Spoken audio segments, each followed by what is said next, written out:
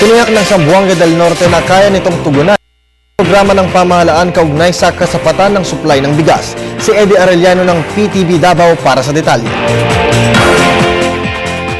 Kayang-kayang tugunan ng lalawigan ng Zamboanga del Norte ang programa ng Pangulong Simeon Benigno C. Aquino III na rice sufficiency ng bansa sa taong 2013.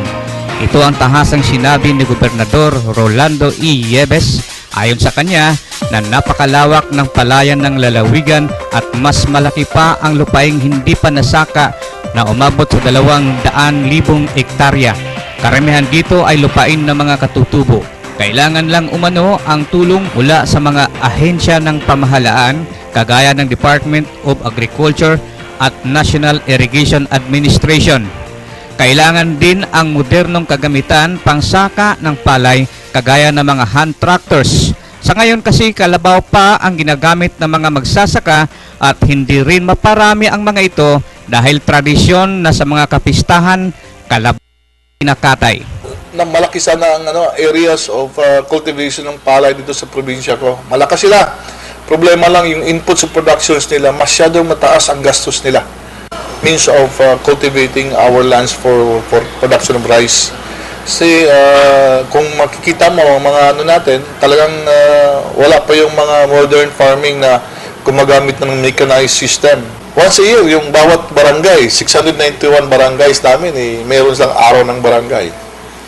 Kung ang kalahati noon pamapatay ng isang kalabaw para kainin sa barangay, talagang mauubos ang kalabaw ko rito. Numero 1 sa kanyang prioridad ay ang kalusugan ng mga magsasaka, kung kaya meron siyang espesyal na programang pangkalusugan para sa mga ito.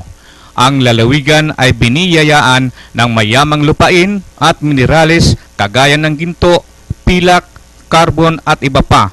Ngunit ninanais ng gobernador na maging responsable ang kumpanyang maatasan na magmina sa kayamanan, kung kaya hindi basta-bastang galawin. Mineral deposits itong Zamboanga del Norte, nandito lahat. No? Meron kaming gold, meron kaming silver, meron kaming chromite, meron kaming marble, meron kaming silica sand, meron kaming lahat na, almost every minerals dito sa probinsya ko. Ang mga programa umano ng DA at NIA ay maganda, ngunit mas mapaganda ito kung ibibigay ang pamamahala sa mga local government units dahil mas alam nito ang mga prioridad na mga proyekto.